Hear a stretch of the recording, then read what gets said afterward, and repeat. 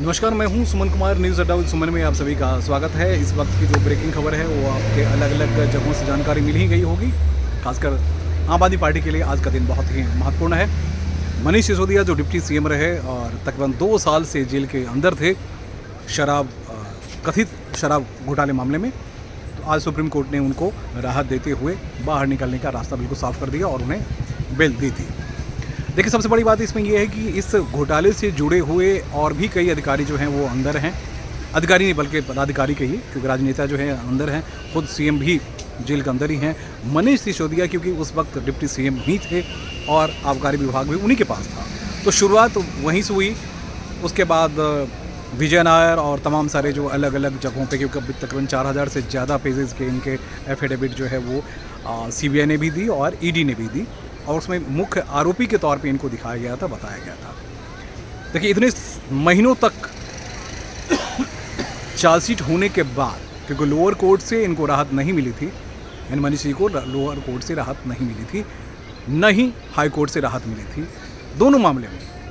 क्योंकि आपको याद होगा कि जैसे सीबीआई मामले में जैसे जमानत मिलने के बाद हुई थी, उस वक्त ईडी ने गिरफ्तार की, और ईडी गिरफ्तारी के बाद जो है OPMLA एक्ट लागू करते बात यहाँ तक बिगड़ी और 2 साल तक, तकरीबन 2 साल तक जो है उन्हें जेल में रहना पड़ा। अभी इस मामले की अभी जांच चली रही है। अब मतलब जांच ये कहिए कि चार्जशीट ऑलरेडी फाइल हो चुकी है। अब जो सबसे बड़ी बात और सबसे बड़ी राहत की बात है आम आदमी पार्टी के लिए कि मनीष सिसोदिया के बाहर आ जाने के बाद अभी जो डेडलॉक वाली सिचुएशन बनी हुई है दिल्ली में आम आदमी पार्टी की सरकार में, उसमें कैसी स्थिति बनेगी ये देखना दिलचस्प होगा। कहेंगे आप कि ये मेरा जो सवाल है वो कैसा है। मेरा सवाल इसलिए कि इनके ही पद पे फ़िलहाल आतिशी हैं। आज वो रो रही थी, बड़ी भावुक होके आंसू बहा रही थी। लेकिन मैं आपको ये बताऊंगा तो आप परेशान और हैरान हो जाएंगे कि मनीष सिसोदिया के जितने करीबी रहे, सबसे ज़्यादा करीब यही रही थी, लेकिन सत्ता में आने के बाद वो भूल गई। और मनीष सिसोदिया के जो और करीबी रहे या मनीष सिसोदिया के जो पीए रहे, उनको भी इन्होंने अपने साथ नहीं रखा। तो आज ये रो रही थी, लेकिन आम जनता मतलब जो हमारे दर्शक हैं उनके बारे में बता दूँ, ये रो रही थी तो मुझे कहीं ना कहीं घड़ियाली आंसू ही इनकी आंखों में वो दिख रही थी। उनको लाने के लिए इन्होंने कोई आवाज़ नहीं की, उन्हीं के साथ काम की उन्होंने, जिसे भाई कहती रही आतिशी ने, उनको लाने की कोशिश नहीं की। मामला क्या था आप जानते ही हैं। अभी भी पार्लियामेंट्री जितने भी मसले हैं मनीष जी के पटपरगंज से जुड़े हुए, वो सारे उन्होंने। और मनीष सिसोदिया के बारे में एक चीज़ और बता दूँ, आपने इतने तमाशा अरविंद केजरीवाल के देखे। कभी शुगर कम हो रहा है, कभी वजन कम हो रहा है, कभी अंडे ज़्यादा खा रहे हैं, कभी कुछ खा रहे हैं, कभी कुछ कर रहे हैं। इंटरनल सोर्सेज जो है कि मनीष सिसोदिया कैसे तब के एक बेहतर नेता के तौर पे बाहर निकल के आ रहे हैं, वो मैं आपको बताना चाहूँगा। शायद आपको पता नहीं होगा, आम जनता को बिल्कुल भी पता नहीं है।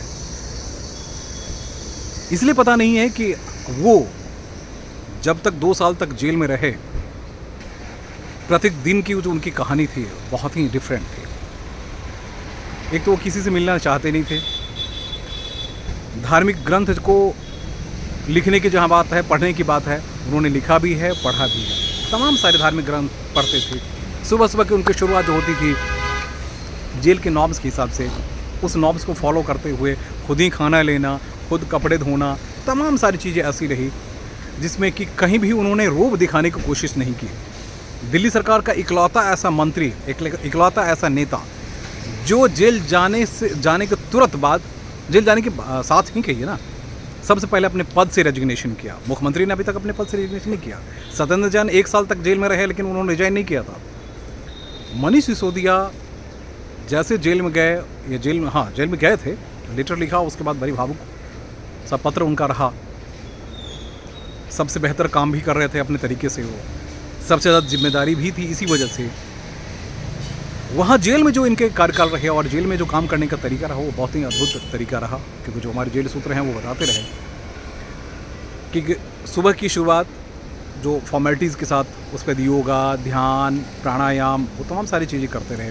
खाने में वज़न बढ़ने नहीं दिया गया, और भी बहुत सारी दिक्कतें थी, वो सारी दिक्कतें ख़त्म हो गई। सिर्फ इन्होंने अपने मन को साधने की एक साधना स्थल जेल को बना दिया था मनीष सिसोदिया ने। जब बाहर निकले थे पत्नी से मिले थे, सासू माता से मिले, घर के शादी का कार्यक्रम था उसमें भी शामिल हुए। सबको उन्होंने यही कहा कि जब हम बाहर निकलेंगे तब आपको बताएंगे कि क्या हुआ, कैसे हुआ, कहाँ हुआ। और जितने नेता थे सबकी कंट्रोवर्सी आपने सुनी, लेकिन जेल में एक भी कंट्रोवर्सी आपने मनीष सिसोदिया की नहीं सुनी। खाना जो मिल गया, क्योंकि सीएम के लिए यहाँ घर से खाना जाता है। मनीष सिसोदिया को जब घर से आया तो ठीक है, नहीं आया तब भी ठीक है, आ गया तो बहुत बढ़िया, नहीं आ गया तब भी बढ़िया। तो ये सब चीज़ें सारी कुछ होती रही, आखिरकार मनीष सिसोदिया निकल के आ चुके हैं। अब आपके जहन में या मेरे जहन में एक सवाल है कि क्या आतिशी हटाई जाएंगी, क्या होगा? तो मैं आपको बता दूं कि आतिशी हटाई नहीं जाएंगी, बल्कि फिर से इनकी ताजपोशी होगी। अगर सरकार चाहती है कि थोड़े से ढंग से